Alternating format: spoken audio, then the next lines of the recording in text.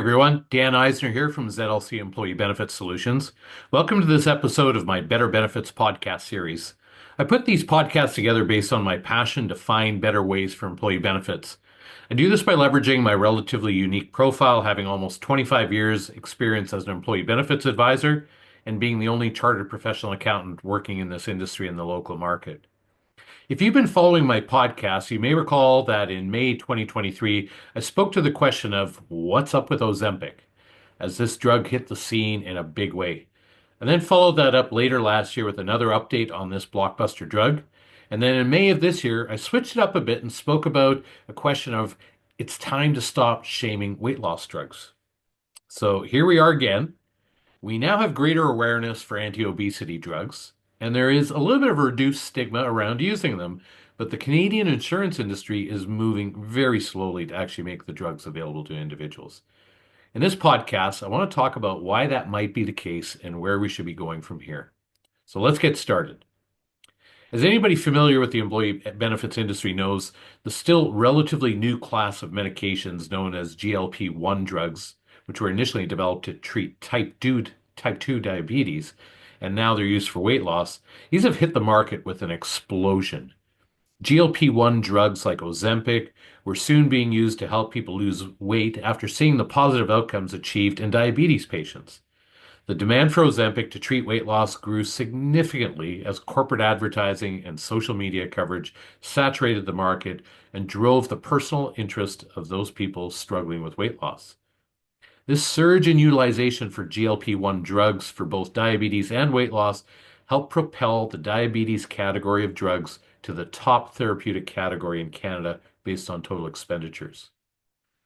The use of Ozempic to treat weight loss is what we call in the industry off-label use, as is being prescribed for a condition, in this case weight loss, which has not actually been approved by Health Canada. This is because Ozempic was specifically approved by Health Canada just for the treatment of type 2 diabetes. Given the significant cost increases around its use for both diabetes and weight loss, the majority of insurers in Canada have now developed strict protocols so that these GLP-1 diabetes drugs are only being covered to treat diabetics. At the same time, essentially the same drug, Wegovy, was launched in the Canadian market and approved by Health Canada for anti-obesity, aka weight loss. Ozempic and Wegovy have been developed by a Danish company, Novo Nordisk, but there are other equivalent drugs coming soon to the Canadian market from Eli Lilly. That's Mounjaro and Zepbound, respectively.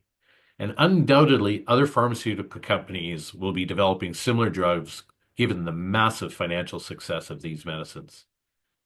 In spite of the flurry of activity in the market and the interest shown by people searching for solutions to help them lose weight, and also interest from employee benefits plan sponsors who are wanting to support their employees in losing weight, the Canadian insurance industry has been relatively slow to act.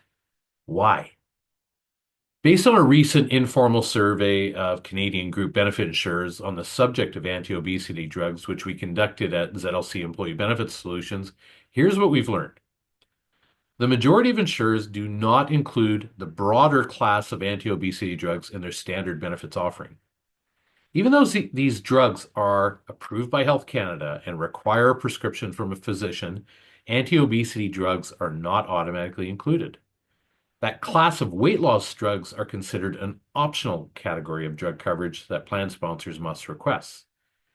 In my opinion, we have to ask, why are weight loss drugs treated so differently than other legal prescription drugs to treat other medical conditions, which are automatically included, particularly when obesity is classified as a chronic disease? So next thing is, even when plan sponsors add that weight loss drug category to their plans, Wegovy, which is the GLP-1 drug approved for weight loss, is not yet being covered by the majority of Canadian insurers. Clearly, insurers are concerned with cost, so most have indicated that this drug is going to be subject to their prior authorization protocols, which makes sense, but they've yet to articulate what those protocols will actually be.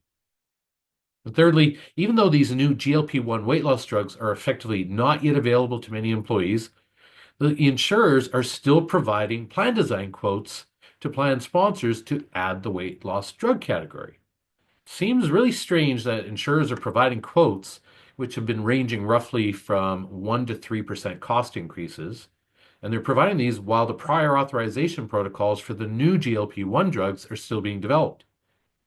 I mean, they obviously are not factoring in the potentially much higher utilization that we might see when these new drugs will be available. So, as such, these plan design quotes are likely a bit misleading and understated, and plan sponsors may not want to rely on them in terms of long-term cost pressure. So, the Canadian insurance industry appears to be waiting to cover these drugs, which is surprising, but not really surprising. Given the potential cost to employee benefit plans based on the off-label use of Ozempic that we already saw, the overall increase in cost to include GLP-1 weight loss drugs could be significant. It appears that their solution, which is still largely under development, is to establish protocols that will approve these drugs only for those in most need. And that's going to be their opinion of clinically appropriate use. As annoying as these protocols can be, they will help plan sponsors with the sustainability of their drug plans. Again, surprisingly, Canadian insurers must have seen this coming with all the media and social media coverage over the past couple of years. So why weren't they working on this already? As well, the category of weight loss drugs is not really new, since we've had other weight loss drugs available on the market for quite some time with drugs like Xenical, Contrave, Saxenda. As I've noted before, I hope that Canadian insurance industry is also looking at the effectiveness of these drugs in achieving weight loss and enabling better overall health outcomes. These results could very well achieve reduced utilization more broadly, particularly for other items currently covered in employee benefit plans. We could see reductions for other drugs for blood pressure, cholesterol, depression, reductions in medical supplies for things like CPAP machines, knee braces, wheelchairs, and reductions in paramedical services for massage, physiotherapy, chiropractic, and mental health. Perhaps with the right protocols for weight loss drugs and additional support around nutrition and fitness, Canadian insurers could actually reduce the overall cost of employee benefit plans in the long run. The delays we're experiencing give us the feeling that this is simply not a priority with Canadian insurers. This is surprising given that over 60% of Canadians are either obese or overweight. This alarming trend has unfortunately been the reality for quite some time as obesity rates increase annually. Instead, we've seen prioritization in other areas and other initiatives, things like fertility treatments and transgender support.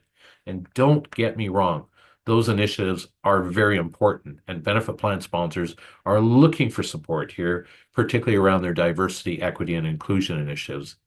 But perhaps support for obesity should rank as high, given the relatively poor health of Canadians. Okay, you've heard my thoughts and opinions. Let me know what you think. How does this compare to what you're hearing from your current advisor or other advisors in the market?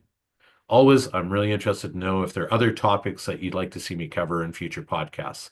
Let me know what's bothering you, keeping you awake at night with respect to your employee benefits plans. Thanks for joining me today. Be sure to follow me on my LinkedIn business page, which is Dan Eisner, Employee Benefits Advisor, and you'll get a notification on the next Better Benefits podcast. All that information will come up on the screen in a second.